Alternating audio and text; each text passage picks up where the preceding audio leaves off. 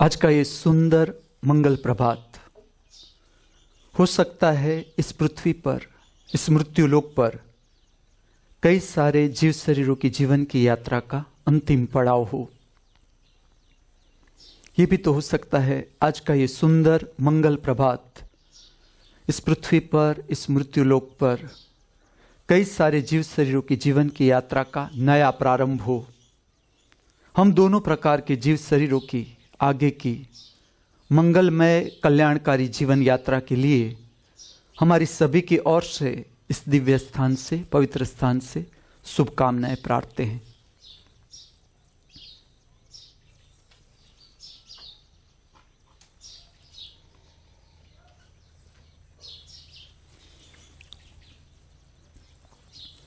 The school of divine arts में नृत्य कला का धर्म के साथ का संबंध, आध्यात्म के साथ का संबंध, इस विषय पर आगे बात करूंगा।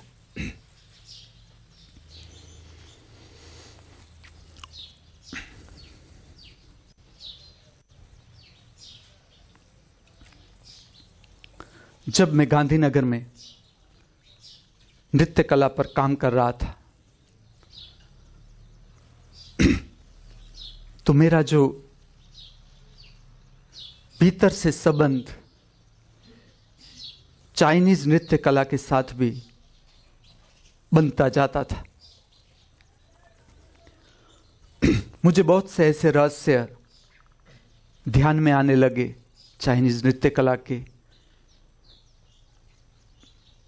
कि जिससे ध्यान की गहराई को बढ़ाया जा सकता है। अब इसके साथ साथ मेरे भीतर दो बात और स्पष्ट हो रही थी। एक मेरा जो इंटरेस्ट था वो था इंटीरियर डेकोरेशन का साइंस, विज्ञान, और उसमें खास करके क्या मेरा केंद्र था वो भी मैं आपसे कहूं कि कोई भी रूम हो जिसमें व्यक्ति रहता हो, उसका फर्नीचर, उसकी अरेंजमेंट, उस रूम का प्रकाश, उस रूम का रंग किस तरह का होना चाहिए कि जब वो घर में प्रवेश करे या रूम में रहे तो बाहर की जो तरंगों के असर है उसको मिनिमम किया जा सके या वो फिर से अपने भीतर उतर सके, शांत हो सके, उसका एक्साइटमेंट कम हो सके या पूर्ण नील हो सके। इसके लिए किस तरह का प्रकाश चाहिए, दीवार का रंग चाहिए, इस पर काम चलता था भीतर से। और मजा यह था कि उस वक्त मेरे पास लेने के लिए कुछ भी पैसा नहीं था कि चलो मैं कुछ पर्दे, मुझे अगर ग्रीन कलर का पर्दा चाहिए तो ये मैं ले आऊं या रेड कलर का पर्दा चाहिए वो ले आऊं। और इसका भी बहुत मजा है। जैसी भी परिस्थिति है, मैं सदा आपसे कहूंगा, जो भी परिस्थिति है जीवन की, उसका मजा लेना हमें सीखना है।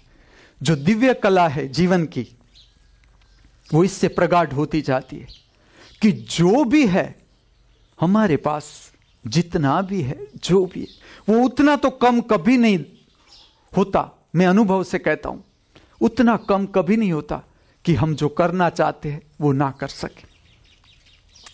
आगे जब हम school of divine management economics की बात करेंगे तब और गहराई में ले जाऊंगा इस विषय में, लेकिन अभी इतना ही कह देता हूं, मेरा संदेश कि जो कुछ हम करना चाहते हैं उतना तो हमारे पास होता ही है। खाली करना क्या है, हमारे पास जो भी है उससे हमारा काम चालू कर देना है, रुकना नहीं है। तो मेरे पास जो भी था उससे मैंने, मेरा जो अपना विज्ञान था, भीतर से आ रहा था, तो मैं उस पर काम करता जा रहा था, इंटीरियर डेकोरेशन का।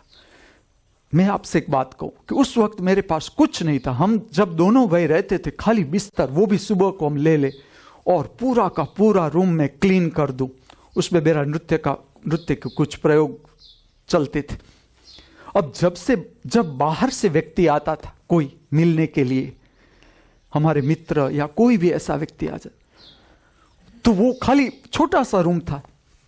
लेकिन आप देखना जरा, बंगलों में बड़े बड़े रूम होते हैं, बड़े बड़े मैंने देख कितना बड़ा रूम हो, लेकिन पूरा ऑक्यूपाइड, पूरा का पूरा रूम, उसमें फर्नीचर भरे हुए, स्पेस की कमी। और ये छोटा रूम था, फिर भी स्पेस थी। तो जब कोई भी व्यक्ति मुझे मिलने आता था, मैं उसे नीचे बैठाता था आसन के ऊपर, हम दोनों बातें करते थे। थोड़ी देर के बाद वो मुझे कहता था कि कितना सुंदर है तेरा घर, कितना तूने अच्छा, इतने इतने चीजों में भी तुम लोगों ने कितना अच्छा रखा है ये घर। और ऐसे ही होता था, जो भी आता था उसे स्पेस असर कर जाता था। थोड़ा सा भी जागरूक व्यक्ति हो, थोड़ा सा भी, तो वो तुरंत स्पेस का स्पेस उसे असर करता था। और वो तुरंत मुझे कहता था कि बहुत शांति लगती। और जब मैं पूरा रूम बंद कर देता था और कर्टेन के कुछ ऐसे रंग थे, जैसे कि समझ लो कर्टेन के रंग मतलब कैसे होने चाहिए, जैसे कि बाहर का प्रकाश बढ़ रहा है, सूर्य का प्रकाश बढ़ रहा है, तो रूम में इतना प्रकाश चाहिए। बहुत प्रकाश होता है तो एक्साइटेड होती है आंख, थक जाती है आंख। तो आंख को विश्रामित करने के लिए, जैसे कि आकाशी रंग है, आकाश का रंग है या ग्रीन कलर है, इस रंग से विश्रांति की ओर लिया जा सकता है। तो जब मैं ऐसा प्रकाश भीतर पैदा कर देता था खाली कर्टेन से, और कर्टेन भी कोई ऐसा नहीं कि मैं वो खरीदने गया था। जब मेरी मां मेरे साथ रहने आई तो उसकी पुरानी साड़ियां थी, उसका उपयोग मैं कर्टेन में करता था। और कर्टेन का मेरा जो मतलब था वो ये था कि इससे रंग किस तरह से शांत किया जाए, रूम का रंग जिस पर मैं प्रयोग करता था। ऐसे भी लोग मैंने देखे कि कई लोग मुझे मिलने आते थे। भुज में भी जब मैंने प्राइवेट कोचिंग में आगे काम किया तो उसका जो मैं एटमॉस्फेयर का सर्जन करता था, तो मुझे सदा स्पेस अच्छी लगती, सदा, कि फर्नीचर कम, जितना कम कर सको फर्नीचर कम रखो। ये अपनी, सबकी अपनी यात्रा है, अपनी चॉइस है। मैं ऐसा नहीं कहता कि मैंने किया इसलिए आपको ये करना है, ऐसा नहीं। लेकिन मैं ऐसा करता था कि मुझे स्पेस एकदम अच्छी लगती थी पढ़ाने में। और पढ़ाना, मुझे नीचे बैठ के पढ़ाना ही अच्छा लगता था कि मैं भी नीचे बैठूं, स्टूडेंट्स भी नीचे ही बैठे। और मैं सिलेक्ट भी ऐसे ही लोग करता था, ऐसे ही विद्यार्थी। जब एंट्रेंस टेस्ट लेता था तब मैं देख लेता था कि ये नीचे बैठ सकेगा या नहीं बैठ सकेगा, क्योंकि 3-3 घंटे का मेरा वर्किंग रहता था बच्चों के साथ। तो मैं देख लेता था कि नहीं, अभी इसकी इतनी कैपेसिटी नहीं शरीर की, तो उसे और ट्यूशन में भेज दे। और मैं ट्यूशन में देख लेता था कि और ट्यूशन उसको हेल्पफुल हो तो उसे नहीं लेना है मुझे। जब सब कह दे कि नहीं, इसमें ये पास नहीं होगा, ये लड़का पास नहीं होगा, मैं ऐसे चैलेंजिंग लड़के ही लिए मैंने। तो जब मैं भुज में काम करता था, कई बार स्त्रियां मुझे बच्चों को छोड़ने आती थी, उसकी मां मुझे मिलने आती थी, तो मैं कई बार ऐसी चर्चा होती थी। वो कहते थे आप लोग बहुत गरीब हो। मैंने कहा हाँ। मैंने कहा आपको कैसे पता चल गया कि घर में कुछ फर्नीचर ही नहीं। और सब हमारे 2 भाई के तो टेस्ट ऐसे ही थे कि कुछ रखे ही नहीं। मेरा बड़ा भाई कभी हमारे साथ आता था सोने के लिए कि आप लोग कैसे सोते हो। मैं खाली मजाक करता था कि अब हमें सोना कहाँ, खड़े खड़े सो जाते। तो वो तो सच मान गया कि हाँ ये लोग खड़े खड़े सो।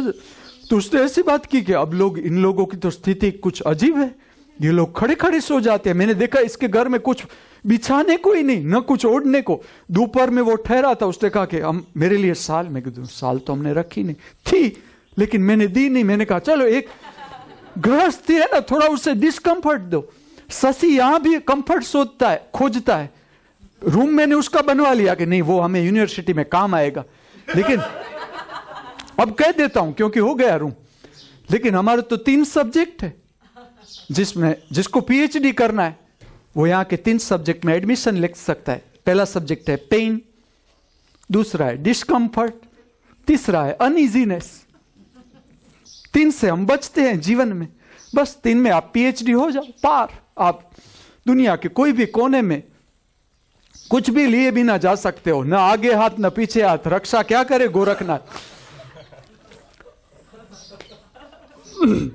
तो ऐसे भी लोग मुझे मिलने आते, मैं उसका भी मजा लेता था। जब वो ऐसा प्रश्न से शुरू होता था कि क्या आप गरीब हो, तो मुझे बहुत मजा आता था कि चलो अब गरीबी पर उसकी का क्या दृष्टिकोण, वो क्या जानते हैं, चलो अमीरी की व्याख्या वो क्या करते। तो वो कहते थे कि सर आप हमारे घर तो आओ, कभी आओ हमारे घर, हमारा बंगले पर आओ। आप देखो कितना सामान है, हम कितने अमीर है, उसका कहने का जो भाव था वो ये था कि कितना सामान है, आप देखो कितने, चाय के लिए अलग टेबल, खाने के लिए अलग टेबल, बस ऐसे भरा भरा। मैं जाता था बंगला और सब इंटीरियर डेकोरेटर ने ही किया हुआ। मैं उन लोगों से कहता था रहना हमें है, इंटीरियर डेकोरेटर को थोड़ा रहना है। इंटीरियर डेकोरेटर चित्र पसंद करे कि इस रंग का चित्र इस रूम में होना चाहिए। अरे भाई तुम्हें रहना है, तुम्हारा जीवन है, तुम्हारा जीवन का विकास है बंगले में, और इतनी जल्दबाजी क्या है कि आज ही हम सबको इंप्रेस कर दे। लेकिन होती है, और बंगला बनता है ठीक से। आप देखना जिसने बंगला बनाया वो अपना भाव ठीक से तरासेगा। बंगला अपने लिए नहीं बनाया। देखो बंगला अगर तुम्हारे लिए बना होता तो बंगले में मजा आता, तुम छोड़ते नहीं बंगला। लेकिन बंगला तुम्हारे लिए नहीं बना। देखना आप जिसका बंगला बन गया, मैं शशि स्मिता को नहीं कहता, जिसका बंगला बन गया, कौन स्थिर हुआ बंगले में जरा देखो। जिसका बंगला बन गया, दिनेश का पीछा करो कि चलो दिनेश का बंगला हो गया और वो हमसे जुड़ा भी है, जरा जाके देखो। पत्नी से रिपोर्ट लो कि दिनेश पूरे वीक में कितना घंटा घर पर रहता है, और अगर उसे छुट्टी दी जाए तो वो और कितना घंटा रहेगा घर में। तो बंगला हम हमारे लिए बनाते ही नहीं, बंगला हम इंप्रेस करने के लिए कि और व्यक्ति, हमारा समाज में नाम सबको लगे कि वाह ये धनाढ्य है, इसके पास धन बहुत आ गया, पैसा बहुत। महत्वाकांक्षा सबको होता है कि मैं मेरा महत्व जमा दूं, ऐसा सबको होता है। तो मैं ये कहता हूं ये कि जब तुम जीते जाओगे, ठीक से जीते जाओगे, तुम्हारे जीवन के सारे टेस्ट बदलते जाएंगे, रूपांतरित होते जाएंगे, ऊंचे टेस्ट आने लगेंगे। तुम्हें अच्छा लगे वो चित्र ले आओ। तुम्हें जहां लगे कि ये तुम्हारा विकास है, मैं ऐसे वैसे नहीं कहता ये बात कि अगर तुम एक छोटे से घर में रहते हो तो भी जितना जो भी तुम्हारे पास है उसका उपयोग करो। कि चलो ये मूर्ति अच्छी है तो तुम मूर्ति ले आओ, कि चलो ये मूर्ति अच्छी। इंटीरियर डेकोरेटर से क्या पूछना, तुम्हारे भीतर सारी शक्तियां है। मैं ऐसा एजुकेशन धरती पर वेट कर रहा हूं मनुष्य को। देखो यहां में कोई टीचर नहीं, चलो जो हमारा प्रयोग चल रहा है, कोई गाइड नहीं डायरेक्ट कि तुम्हें ऐसे करना है, एक्सरसाइज तुम्हें ऐसे करना है।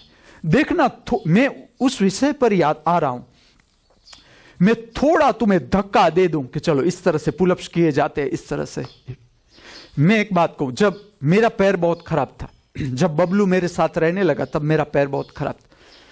मैंने उसे एक बार भी ऐसा नहीं कहा कि तुझे मेरे साथ आसन करना है, लेकिन मुझे आसन करना जरूरी था कुछ, क्योंकि पैर राइट साइड मेरी पूरी पकड़ जाती थी, पूरी ऐसी हालत हो जाती थी कि रात को अगर मुझे बाथरूम टॉयलेट जाना हो तो भी उसे जगाना पड़ता था कि तू मुझे छोड़ दो। कभी कभी ऐसा हो जाता था कि पूरा राइट साइड पकड़ में आ जाती थी, तो मुझे थोड़ा उसके लिए कुछ आसन करने जरूरी थे। और उसे पास में मैं बिठाता था खाली कि क्योंकि कुछ पैर उसे मुझे हेल्प करना था खींचने में, या हाथ को खींचने में हेल्प करना। और मैं ऐसा आगे भी काम किया था, तो मुझे पता था कि ये तेजस्वी है, पकड़ ही लेगा।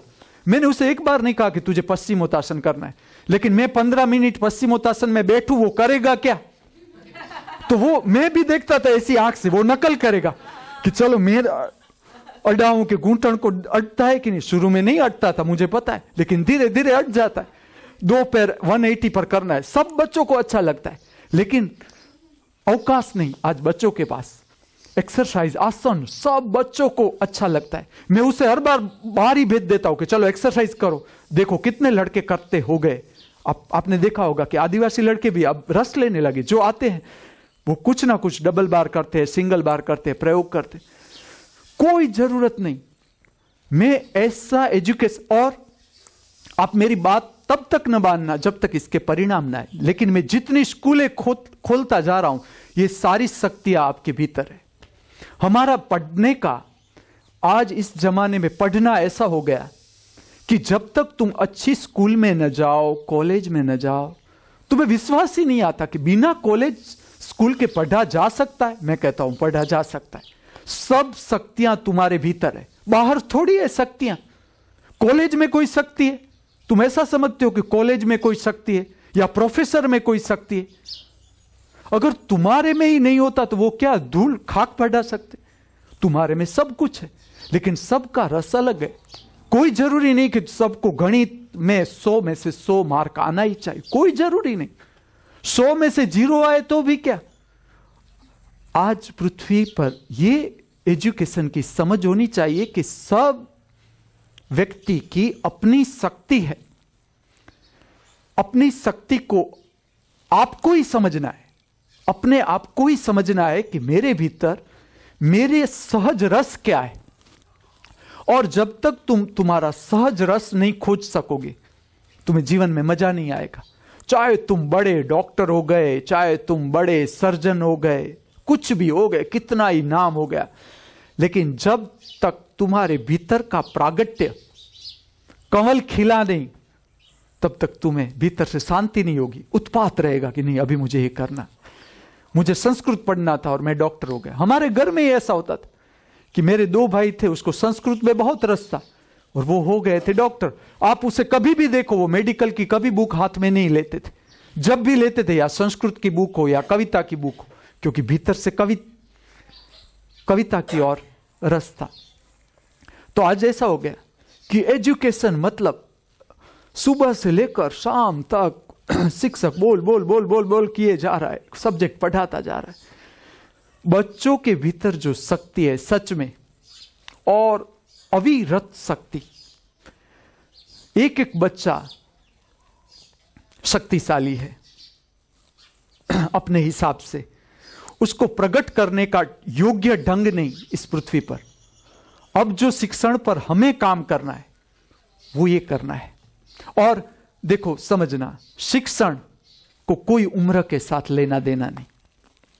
मैं आपको एक उदाहरण देता हूं कि जब मैं प्राइवेट कोचिंग चलाता था तो मेरा एक नियम था कि अगर फी भरनी हो, और फी भी बड़ी लेता था मैं, और फी भरनी हो मेरी, तो विद्यार्थी नहीं ला सकता था फी मेरे पास।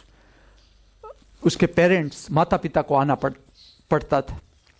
मैंने ऐसा देखा, बहुत मजा आता था। मैंने प्रारंभ में जब ट्यूशन क्लास चालू की है भुज में, लड़के ऐसे आते थे जैसे मैं पढ़ा रहा हूं, 15-20 स्टूडेंट पढ़ रहे हैं, वो आते भी अंदर डायरेक्ट आ जाते। साहब શું છે ફી તમારી? मारे विज्ञान भणવું છે, गणित भणવું છે, अंग्रेजी भणવું છે। वो मुझे पूछते थे डायरेक्ट कि साहब क्या फी है तुम्हारी? मैं कहता था तू कमाता है? कि ना मैं कमाता नहीं। 8वीं 9वीं कक्षा का स्टूडेंट हो, मुझे पूछे साहब तुम्हारी फी क्या है? मैंने कहा तू कमाता है? तो कि ना। मैंने कहा कौन कमाता है, कौन भरेगा तेरी फी? कि मेरे पापा। तो मैंने कहा उसे भेजो, उसको जवाब दूंगा मैं कि क्या फी है मेरी। जब पेरेंट्स आते थे उसको भी मैं कहता था कि देखो वो डायरेक्ट आके रूम में पूछते थे सर क्या फी है आपकी विज्ञान की। फिर मैं उसे कहता था कि देखो आप प्राइवेट टीचर जब खोजो ना, तब ऐसा खोजो कि जिसके पास तुम्हें डिसिप्लिन से बात करने का इच्छा हो। अगर तुम्हें लगता है कि मैं रिस्पेक्ट देने योग्य नहीं, तुम अपने बच्चे को मत भेजो मेरे पास। तुम्हें लगे कि ये व्यक्ति, ये टीचर, और प्राइवेट ट्यूशन तुम्हारे लिए क्या कहां कंपलसरी है कि तुम्हें मेरे पास भेजना ही होगा, तभी तुम्हें परीक्षा देने मिलेगी। लेकिन याद रखो, जब तक जिसके पास से तुम्हें सीखना है उसके प्रति तुम्हें रिस्पेक्ट का भाव नहीं, और पेरेंट्स, मैं विद्यार्थी को तो कुछ कहूंगा ही नहीं, कभी नहीं कहा मैंने, जब तक पेरेंट्स शिक्षक को आदर नहीं करता, उस शिक्षक से तुम क्या अपेक्षा करोगे? जिसे तुम्हें आदर ही नहीं आता, समझोगे शिक्षक में आदर देने जैसा कुछ नहीं, ऐसा तुम्हें लगता है, तो प्राइवेट में तुम भेजते क्यों? मैं उसे समझाता था। फिर वो कहते थे कि हाँ ठीक बात है। अब कैसा होता था कि मैं आपको कहूं कि उम्र के साथ पढ़ने को कुछ लेना देना नहीं।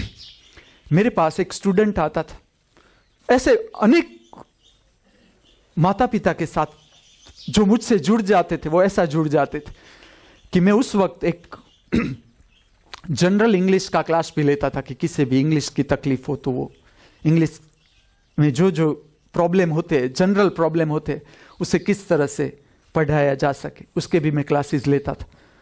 तो उसमें मेरे पास और मैं जानता था कि एक्चुअली इसे कोई पढ़ने की जरूरत नहीं है, लेकिन बाद में वो कह देता था कि सर इसके कारण हम 1 घंटा आपके साथ रह सकते हैं।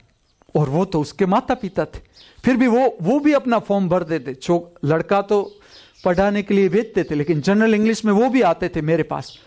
और जब मैं इन लोगों को देखता था, जब ये यूनिवर्सिटी का कंसेप्ट मुझे धीरे धीरे स्पष्ट होता गया, तब मुझे ये बात ध्यान में आने लगी कि ना, पढ़ना ऐसा थोड़ा है, जैसे कि शास्त्रीय संगीत है तो ऐसा थोड़ा है कि छोटा बच्चा ही आएगा जिसके दांत गिर गए हैं, मरने को अब 5-7 साल बाकी है, वो भी आ सकता है। सच में अगर हृदय में तुम्हें तड़प है सीखने की कि ना सीखना भी मजा है, देखना आप सीखने में भी बहुत मजा है। मैंने बहुत मजा लिया है सीखने में भी। सीखने की प्रक्रिया भी इतनी ही सुंदर है कि ऐसा नहीं कि हमारे पर निर्भर करता है कि हम किस तरह से लेते। तो मुझे वो बात एकदम स्पष्ट हो गई कि अगर जीवन का शिक्षण ठीक ढंग से इस पृथ्वी पर लाया जाए तो बहुत रचनात्मक काम हो सकता है, बहुत क्रिएटिव वर्क। आज आप जाके बैठो स्कूल में, कॉलेज में, जिस तरह से पढ़ाया जाता है बच्चों को, या बच्चे पढ़ते हैं स्कूल में, होमवर्क करते हैं, मैं ऐसा नहीं कहता हूं ये गलत है या ये नहीं होना चाहिए, ये अपना ढंग है संसार का, ये होता रहेगा। हम उसका ऑल्टरनेटिव खोजते हैं, चलो कि इसके साथ पैरेलल हम ऐसा वर्किंग करते। जिस तरह से कॉलेज में इतना समय, और अगर आप ठीक से देखोगे आर्ट्स कॉलेज है, कोई होता ही नहीं, और कंपल्सन कि तुम्हें प्रेजेंस कंपल्सरी है तो बच्चे आके बैठते, कि इतना प्रेजेंट नहीं होगी तो हमें परीक्षा में बैठा नहीं दिया जाएगा। अब ये कोई इंटरेस्ट हुआ? इंटरेस्ट तो किसे कहते हैं कि तुम्हें 4 बजे जाना है। मेरे पास बच्चे आते थे पढ़ने के लिए, मेरा 2 बजे का टाइम था, वो 12:30 1 बजे आके घर के बाहर बैठ जाते थे कि कब दरवाजा खुले और हम जैसे फिल्म में घुसते हैं, इस तरह से इतनी मजा से आते थे। और मैं लेता भी इस तरह से था, मुझे पता चल जाता था कि नहीं 3 महीना गाइडेंस इसका ठीक है, इससे आगे इसको जरूरत नहीं है। मैं उसे कह देता था अब जनरल क्लास ज्वाइन कर दो, इससे आगे तुम्हारा इसमें कोई जरूरी नहीं। फिर भी कई बच्चे छोड़ने को तैयार नहीं होते थे, और मुझे वो उत्साह चाहिए पढ़ने में। कोई भी प्रक्रिया हो, जब तुम्हारा इतना उत्साह होता है तब रियल वर्क होता है, तब तुम प्राण से जुड़ते हो काम के साथ। और जब प्राण से तुम कोई भी काम के साथ जुड़ते हो, देखना कोई भी काम हो, छोटा मोटा कोई भी काम, लेकिन प्राण से अगर तुम जुड़ते हो तो उस काम की गुणवत्ता कुछ और ही हो जाती। तो मैं जो काम कर रहा था गांधीनगर में इंटीरियर डेकोरेशन पर, उसके साथ साथ मुझे, क्योंकि मेरे भीतर से मैं शिक्षक ही था और मैंने परीक्षा में बहुत, मेरे ऊपर भी बहुत काम किया था, तो मुझे भीतर से ऐसा होता था कि अगर कोई ऐसा स्टूडेंट मुझे मिल जाए तो मैं उस पर एजुकेशन का वर्क भी कर सकता हूं, और ये जो बाकी का मेरा वर्क है वो भी मैं उसका उपयोग, उसका प्रैक्टिकल उपयोग भी किया जा सकता है स्टूडेंट पर, एजुकेशन पर। ऐसा अंदर से चलता था। और यहां भी मैं एक रहस्य कहूंगा आपसे कि आप भीतर से जो मांग आती है ना, भीतर से जो तड़प आती है, जैसे कि मुझे ऐसी थी कि अब कोई विद्यार्थी ऐसा मिले तो मैं उस पर काम शुरू कर दूं, जो परीक्षा का काम है या एजुकेशन का काम है। मेरे भीतर बहुत सी स्किल थी कि किस तरह से मार्क बढ़ाए जाए। मैं उसे देखता ही रहा। एक शाम मुझे मेरे भाई ने बताया कि उसका एक मित्र है, उसका लड़का है, उसे मैथ्स के लिए कोचिंग चाहिए। मैं अंदर से तो एकदम उत्साह है कि मैं अभी दौड़ के उसके पास चला जाऊं, इतना। फिर भी मैंने शांति रखी कि चलो ठीक है। उसने एड्रेस दिया मुझे कि इस यहां पर घर है और जाना है आपको। मैं चला गया। जो पहला कोचिंग मैंने स्टार्ट किया वो था व्यास मुनि, 9th स्टैंडर्ड। मैं घर में गया, शारदा मणि ने कहा आओ। व्यास मुनि की क्या छटा थी, जैसे सम्राट बैठा हो पैर के ऊपर पैर चढ़ा के। मैं वाह, असल विद्यार्थी। मैंने पूरा देख लिया उसका व्यक्तित्व क्या। और उस समय में भी उसकी बड़ी बड़ी आंखें ऐसे तेज से मुझे देखता था। मैंने कहा ठीक चल। मैथ्स में उसका प्रॉब्लम था, कम मार्क आए थे। मैंने उससे पूछा क्या प्रॉब्लम है? उसने कहा कुछ नहीं। मैंने कहा इसमें आगे बात मैं कैसे कर। मैंने कहा तुझे मैथ्स में प्रॉब्लम है? उसने कहा ना। तो मैंने कहा तेरे पापा ने मुझको बताया कि वो तो पापा कहते रहते हैं। मैंने कहा है तो इंटरेस्टिंग ये लड़का, और ये तो हाथ में से जाना ही नहीं चाहिए, और देखो कैसा पकड़ लिया। मैंने कहा ठीक है चलो पढ़ाना शुरू करो। मैं उसका कॉन्फिडेंस, इतना कॉन्फिडेंस।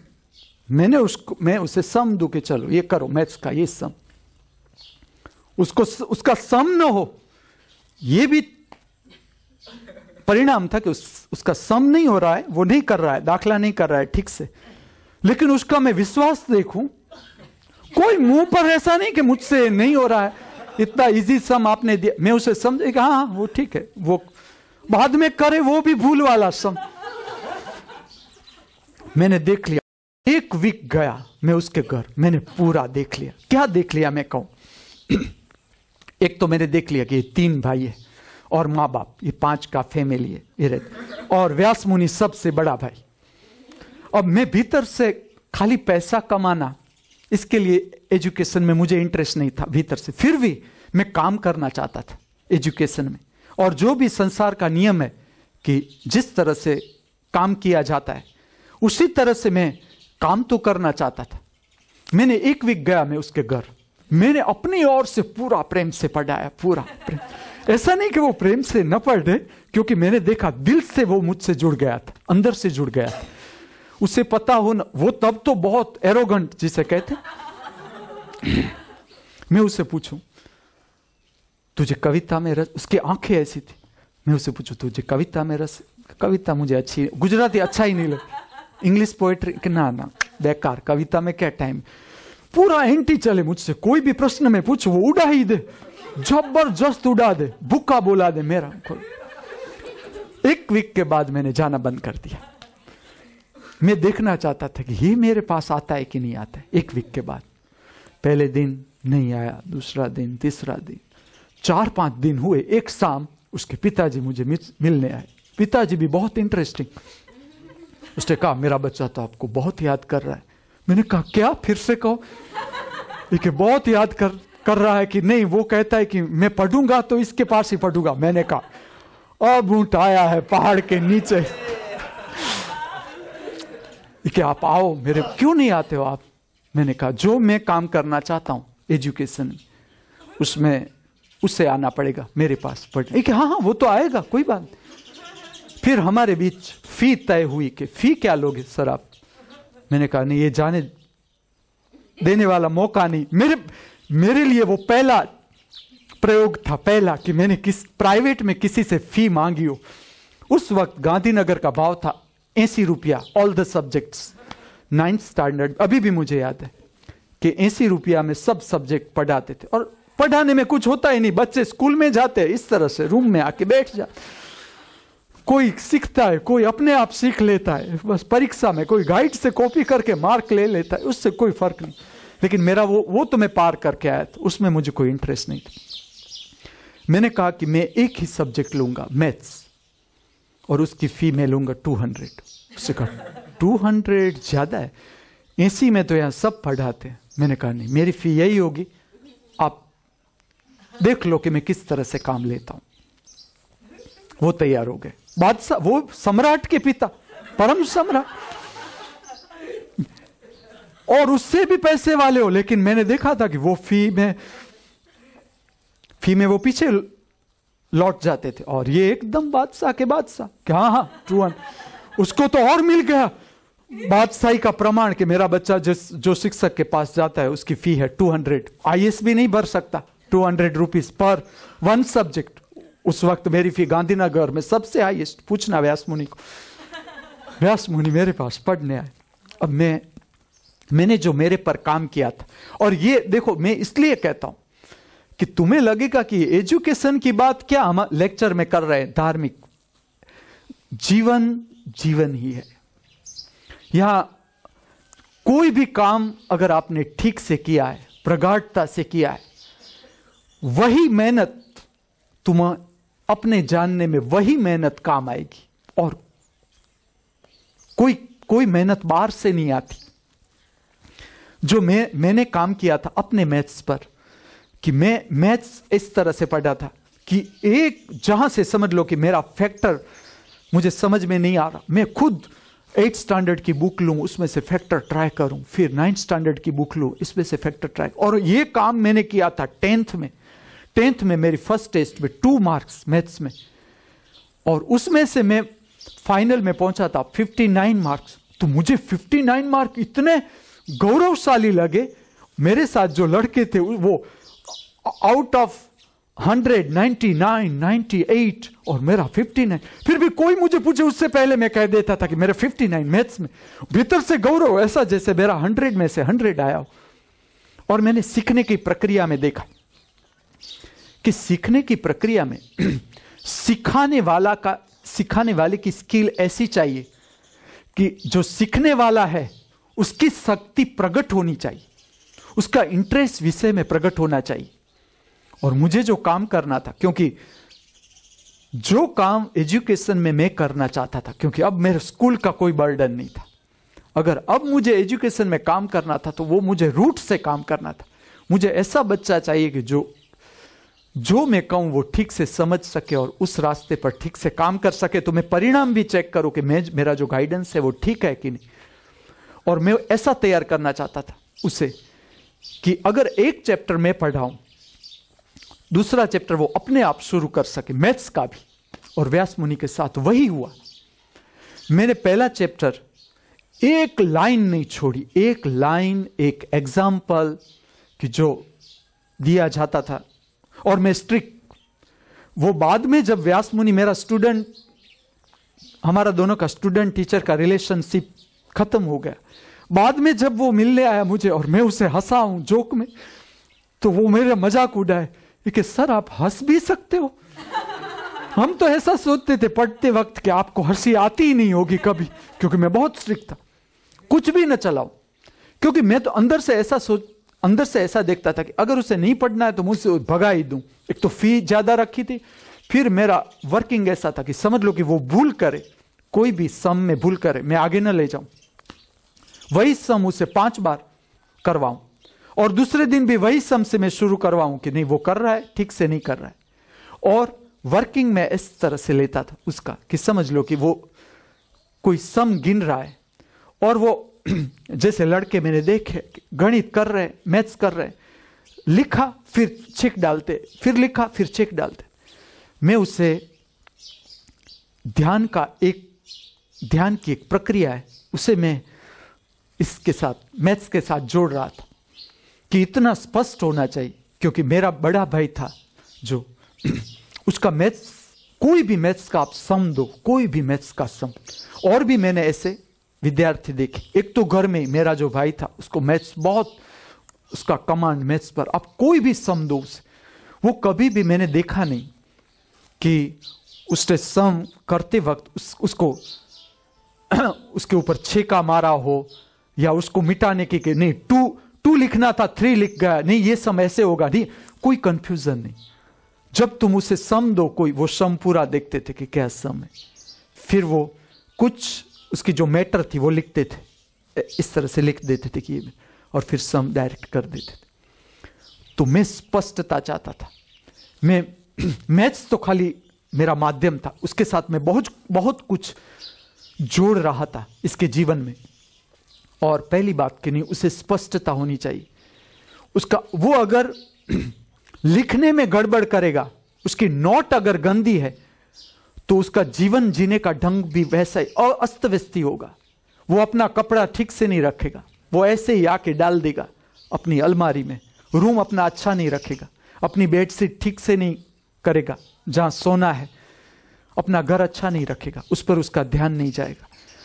तो मैं इस मैथ्स में भी काम करता था और उसके साथ अगर ठीक से बच्चा काम करता हो तो उसके साथ बहुत से ऐसे लक्षण हैं वो अपने आप खिलते जाते। और मेरा जो प्रयोग था वो ये था व्यास मुनि पर, कि अगर एक सब्जेक्ट में मैं उसे गाइडलाइन दे रहा हूं, एक सब्जेक्ट में कि इस तरह से तुम्हें काम करना है, और 2 घंटा हम मैथ्स से करते थे, खाली मैथ्स, और मैथ्स पूरा का पूरा मैं उसे मैथ्स ऐसा समझाना चाहता था। मैं क्या करता था, मैं कहूं, समझ लो कि अगर वो पॉइंट में 0.05, उसे पता नहीं चलता कि 0.05 इंटू 0.03 इसका मल्टीप्लिकेशन कैसे होता है, तो मैं देख लेता था कि हाँ इसकी जो डिफेक्ट है मैथ्स समझने की वो यहां से हो रही है। धीरे धीरे तो मुझे ऐसा पता चलने लगा कि समझ लो कि हम फर्स्ट स्टैंडर्ड में एक लड़का पढ़ने आता है, उसकी थोड़ी डिफेक्ट रह जाती है मैथ्स में, सेकंड स्टैंडर्ड में जाता है तो वो डिफेक्ट और अड़चन करेगी, क्योंकि वो डिफेक्ट सॉल्व नहीं हुई है, तो सेकंड स्टैंडर्ड में जब वो डिफेक्ट आएगी, डिफिकल्टी आएगी, वो अनसॉल्व रहेगी। वो थर्ड स्टैंडर्ड में जाएगा तो और कचास बढ़ती जाएगी, जैसे जैसे जैसे आगे जाएगा कचास बढ़ती जाएगी। इसके ऊपर से मैंने एक पूरा वर्किंग खोज लिया मैथ्स में कि कोई भी मेरा बच्चा है, मैं एंट्रेंस टेस्ट में उसे पेपर दे दूं। उसमें ऐसा था कि पेपर इस तरह से था, समझ लो कि मेरे पास 12th साइंस वाला कोई व्यक्ति आता है मैथ्स सीखने, तो मैं फर्स्ट स्टैंडर्ड से लेकर 11th साइंस तक की जो मैथ्स के मेन कैलकुलेशन पार्ट है वो एंट्रेंस टेस्ट में ले लेता था कि ये पहला सम है वो फर्स्ट स्टैंडर्ड का है, सेकंड है वो सेकंड स्टैंडर्ड का है, थर्ड है वो थर्ड स्टैंडर्ड, इस तरह के एंट्रेंस टेस्ट। उसके ऊपर से मैं पकड़ लेता था कि हाँ इसकी जो डिफेक्ट स्टार्ट हो गई है वो थर्ड स्टैंडर्ड से स्टार्ट हो गई है। समझना आप ये बात, थर्ड स्टैंडर्ड से उसकी डिफेक्ट जो चालू हो जाती है, फिर आगे का मैथ्स उसे समझ में नहीं आता। तो मैंने पहला चैप्टर जो था उसमें बहुत मेहनत की, बहुत चला, पहला फैक्टर, पहला जो लेसन था बहुत चला, लेकिन आगे के परिणाम कैसे आने लगे कि वो बहुत से सम अपने आप कर लेता था। मैं स्टूडेंट के साथ मैथ्स में कैसे काम करता था वो भी मैं आपसे कहूं। समझ लो कि एक लड़का मेरे पास आता था, मैं कुछ ऐसी प्रक्रियाएं बताता था और काम करवाता था लड़कों के पास से, जिससे वो इंडिपेंडेंट होते जाए, डिपेंडेंट नहीं टीचर पर। प्राइवेट कोचिंग का अर्थ क्या है? जब तुम प्राइवेट कोचिंग खोजते हो तो उसका अर्थ है एजुकेशन में किस तरह से तुम्हें इंडिपेंडेंट किया जाए। एजुकेशन का अर्थ क्या है कि लड़का अपने पैर पर खड़ा हो जाए, वो पढ़े लिखे खुद, तुम्हें कुछ कहना ना पड़े। तो समझ लो कि वो मुझे सम कोई दे रहा है, मैं सब सम सॉल्व नहीं करता था। कोई भी चैप्टर का सम हो, मैं कहता था आप राउंड कर दो, तो वो तो एकदम सब होशियार था। वो कहता था सर आपको नहीं आता है सम? मैंने कहा नहीं मुझे नहीं आता, आप राउंड कर दो। और कुछ समय के बाद मैं उसे कहता था अब आप ट्राई करो, सॉल्व करो, वो सॉल्व कर देता था। और ये प्रयोग कहां पहुंच गया 10th में जब हम काम करते थे, खास मैं इस प्रयोग की बात कर रहा हूं क्योंकि ये आधार था पूरे एजुकेशन में जो मैंने आगे काम किया। ये धीरे धीरे धीरे उसका मैथ्स पर इतना कंट्रोल हो गया, और मेरा तो जो दृष्टिकोण था वो ये था कि उससे मैं मैथ्स में 100 आउट ऑफ 100 ही आना चाहिए। मेरी जो ट्रेनिंग थी वो ये थी, और इस तरह की ट्रेनिंग की उसे रोज 3 घंटा मेरे पास लास्ट 1 मंथ 3 घंटा बैठकर रोज एक पेपर मेरे पास लिखना है। पेपर भी मैं इस तरह से लेता था कि पेपर उसने दिया, मैं उसके पास से चेक करवाता था कि चलो इसमें कितनी, बहुत से ऐसे पार्ट थे कि जो स्टूडेंट खुद चेक कर सकता है। जैसे कि समझ लो थियरम है, थियरी का पार्ट है मैथ्स में, तो मैं कहता हूं खोजो आप ये थियरी कहां से पूछी गई, ये डेफिनेशन कहां है, आप खोजो। वो खुद खोजता है, मैं कहता हूं आप निकालो भूल, चलो क्या भूल है आपकी डेफिनेशन में, वो खुद निकालता था। थियरम है, क्या भूल है, थियरम की भूल निकालता था, और जितनी भूल होती थी मैं उसे रिपीट करवाता था। ऐसे नहीं कि चलो छोड़ दो, कि चलो अब जो भूल हुई, क्यों बच्चे स्टेगनेंट हो जाते हैं उसका विकास, तो हमारे पास इतना ध्यान देने वाला कोई है नहीं।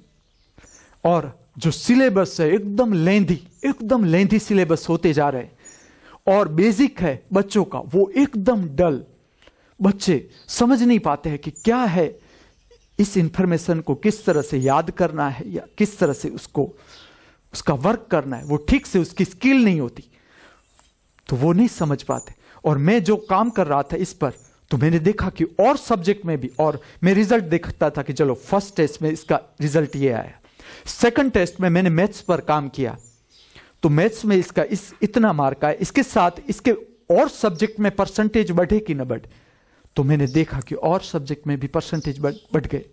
जब तीसरी टेस्ट आई तो मैंने देखा कि सेकंड टेस्ट से तीसरी टेस्ट में सब सब्जेक्ट में थोड़े बहुत मार्क सब में बढ़ गए, क्योंकि आप एक सब्जेक्ट को ठीक से कंट्रोल करो, योग्य दिशा से अगर आप एक सब्जेक्ट को कंट्रोल करो तो सारे सब्जेक्ट कंट्रोल हो जाते।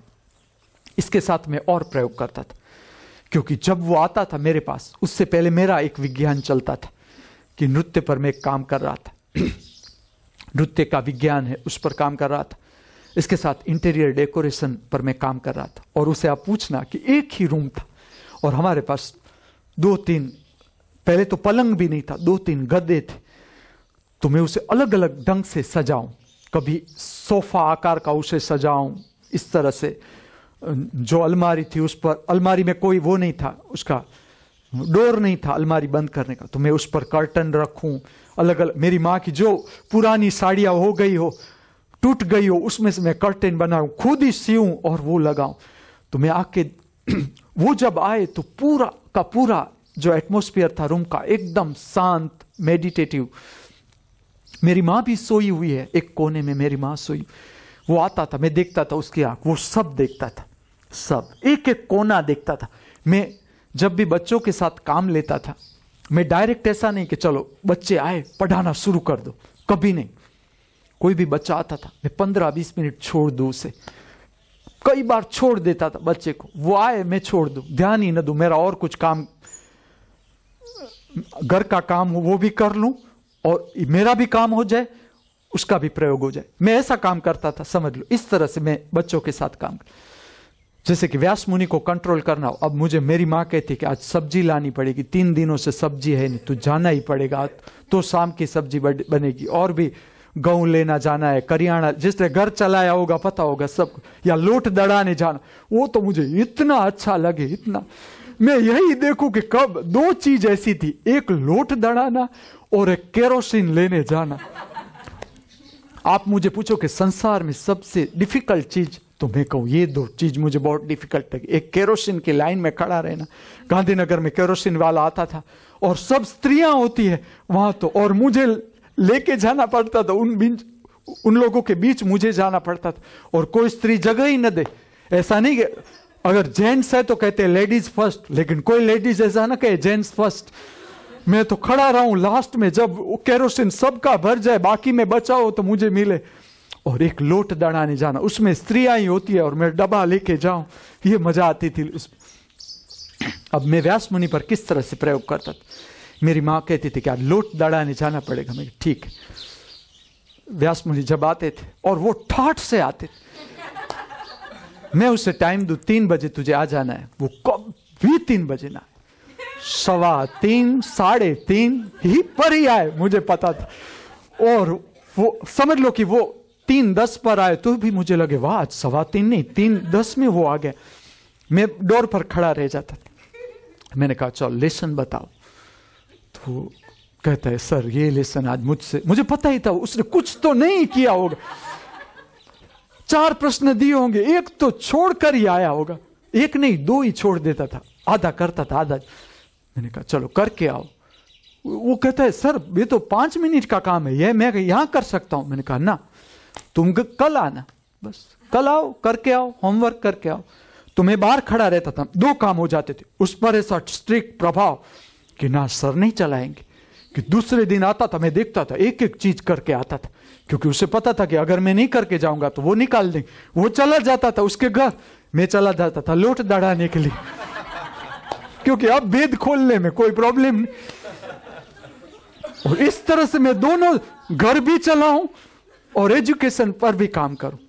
और इसके साथ में बहुत गहराई से काम करता था, गहराई से, क्योंकि ये मेरा प्रयोग का मुख्य, जो आज आप देखते हो कि आज तो ये वर्क इस तरह से विस्तृत हो गया। अब आपको समझ में आएगा, देखो किस तरह से अस्तित्व काम करता है। व्यास मुनि मेरा पहला विद्यार्थी, और उसको मैंने जो मैथ्स ही पढ़ाया, पहले तो मैथ्स ही पढ़ाया, 200 फीस और मैथ्स, और 200 फीस की भी बहुत इंटरेस्टिंग स्टोरी है। माँ बाप दोनों को आना पड़े। शारदा मणि को पता ही ना हो कि व्यास मुनि किस स्टैंडर्ड में, वो कहता है बच्चा, सच में हृदय से दोनों माँ बाप का जो, और मुझ पर बहुत प्रेम विश्वास। जब उन लोगों का घर तैयार हो रहा था तब से वो मुझे आमंत्रण देते थे कि सर हमारे 2 माड़ का घर है, आप नीचे रह जाओ, 2 भाइयों माँ हो, आप नीचे रह जाओ, हम ऊपर रहेंगे, मेरे 3 बच्चों को पढ़ाना, मुझे भाड़े की कोई जरूरत नहीं। वो तब से मुझे आमंत्रित करते थे, लेकिन मुझे पता था कि ना, ये बादशाह का बादशाह है, अगर मैं इसकी बात में आ गया तो व्यास मुनि पैर पे पैर चढ़ा के मुझे पढ़ाएंगे। मैं उसकी बात में आऊं ही नहीं। मैं कहूं नहीं, 1 to 5, 5वीं तारीख आपकी पगार कब होती है? तो वो कहता है बस 2-3 तारीख पर हो जाती। तो मैंने कहा बस 5वीं लास्ट तारीख, 5वीं तारीख में फी ना आए, मैं व्यास मुनि की खोपड़ी खा जाऊं। अभी वो घर में आए, मैं कह पापा फी भरने, कि हाँ सर वो आज शाम को आ जाएंगे। ना आए, मैं दूसरे दिन वहां से ही शुरू, क्योंकि वो मेरा पहला अनुभव था फी का। मैंने कहा पूरा उस पर काम करो, क्यों शर्माना, फी लेनी है, हमारा काम है, तो मैं मांगू, रोज मांगू। और व्यास मुनि के पापा वो भी मेरी बात में, इस तरह से वो मेरी थोड़ी बात में आए।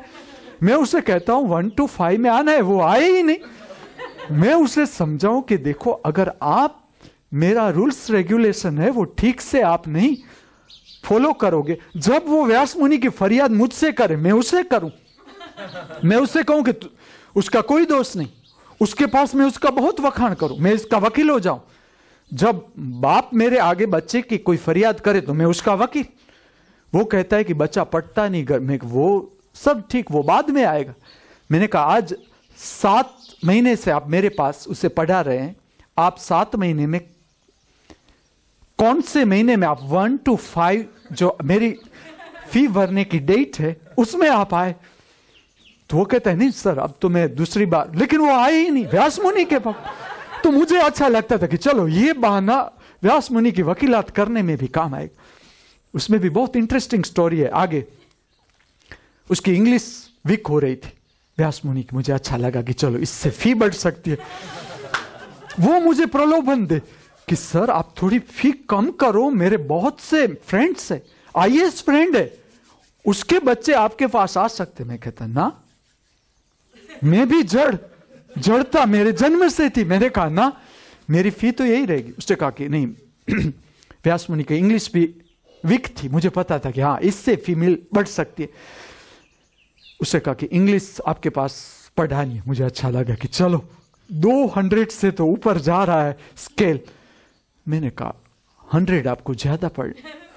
उसने कहा आप 2 सब्जेक्ट ले लो 200 में। मैंने कहा ना, मैं जो काम कर रहा हूं उसमें अगर आप देखो कि नहीं ये ठीक से नहीं पढ़ा रहे हैं या अच्छी तरह काम नहीं कर रहे बच्चे पर, बच्चे को पूछ लो, और बाद में आप फी आपको नक्की करनी। आप पूछो बच्चे से कि कैसे पढ़ाते हैं सर, तो फिर मेरी तो फी हो गई 300। और इसके साथ मैं बहुत देखूं, जो बच्चा जो व्यास मुनि का इंटरनल वर्क देखो वो सब में। और मैं क्या करता था, वो जब आए मैं क्लासिकल गीत रख दूं, मेरे पास एक छोटी सी टैप या क्लासिकल राग रख दूं, और जब वो इंटरेस्ट से सुन रहा है। लेकिन देखो साइकोलॉजी किस तरह की होती है, काम करने का ढंग सब बच्चे का इंटरेस्टिंग होता है। मैं उससे पूछूं कि तुझे ये गीत अच्छा लगा कि नहीं लगा, सुन रहा है एकदम इंटरेस्ट से, क्लासिकल राग बज रहा है, सुन रहा है इंटरेस्ट। मैं उससे पूछूं कि तुझे अच्छा लगा, उससे कहा ना ये अच्छा नहीं।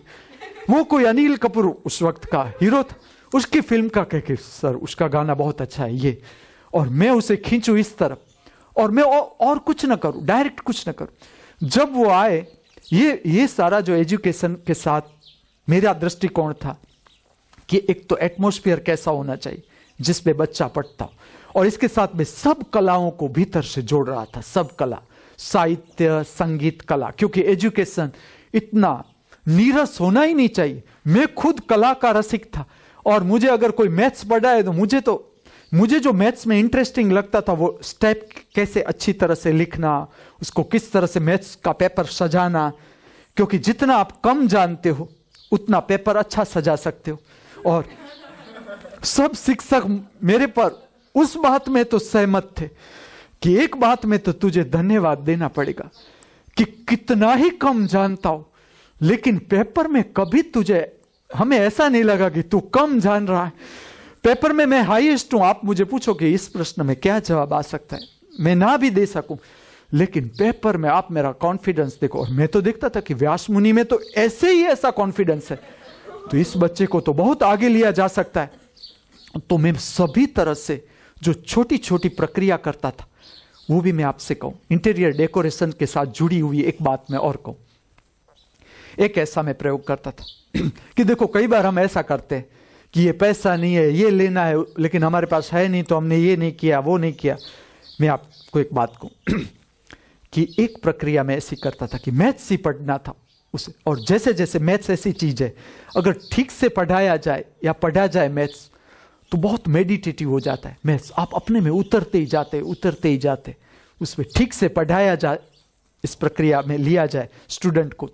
तो मैं देखता था कि ऐसा हो जाता था कि मेरे और उसके बीच, अगर वो मेरे पास 3 घंटा पढ़ रहा है संपूर्ण मौन, धीरे धीरे 2 महीने के बाद तो ऐसा हुआ कि वो खुद ही काम करने लगा, और मुझे बहुत आनंद आया कि वाह, मैं खाली इतना ही देखता था। और वो था कि उसकी स्पीड ठीक से हो रही है, ताकि 3 घंटे में वो पेपर ठीक से पूरा कर सकेगा, उसका सम ठीक से पूरा हो रहा है या ज्यादा टाइम ले रहा है, उतना ही उस पर मैं वॉच रखता था कि किस तरह से काम करता है तो गड़बड़ नहीं करता है ना, पेपर गंदा नहीं होना चाहिए। मैं जो ट्रेनिंग दे रहा था वो ऐसी ट्रेनिंग थी कि अगर आप रफ वर्क देखो, मेरे पास पढ़ा हुआ कोई भी लड़का, उसका आप रफ वर्क देखो मैथ्स का, तुम्हें कहीं भी छीक छाक ऐसी वैसी नहीं दिखाई पड़ेगी, पूरा मैथ्स का पेपर। तो इस तरह से मैं कंट्रोल करता था उसे। इसके साथ एक प्रक्रिया और थी, छोटी सी प्रक्रिया ऐसी थी कि एक पर्दा था और गर्मी के दिन ऊपर फैन फरे, तो मुझे एक्चुअली मुझे उस समय घंटी की जरूरत थी, लेकिन उस समय मेरे पास इतने पैसे नहीं थे कि मैं एक्स्ट्रा घंटी, छोटी सी घंटी ले आऊं। तो मैंने क्या किया, जो खिली होती है, खिली, तो मेरे पास घर में काम में छोटा मोटा वर्किंग चलता ही रहता है घर में, तो हम खिली लेकर आए थे, छोटी बड़ी, कोई छोटी कोई बड़ी, खिला हो बड़ा खिला हो। इससे मैंने एक प्रयोग किया, जो कर्टेन था, पूरा कर्टेन मेरी माँ की साड़ी में से बनाया हो, तो जब पंखा घूमता है तो कर्टेन हिलता है। तो मैंने क्या किया, उसमें अलग अलग वजन की और साइज की खिलियां रख दी कर्टेन में। अब आप समझ सकते हो कि पूरी शांति, हम 2 ही रूम में, एकदम शांति, और प्रकाश भी उतना कि जिससे वो मैथ्स में डूब सके। ऐसा कभी येलो प्रकाश हो, कभी ग्रीन प्रकाश हो, पर्दे से कंट्रोल किया हुआ बाहर का प्रकाश, और 3 बजे का टाइम, और वो भी समर टाइम था तो प्रकाश भी ज्यादा होता। तो वो मैं देखता था कि वो अंदर डूबता जाता है, मैथ्स में डूबता जाता है।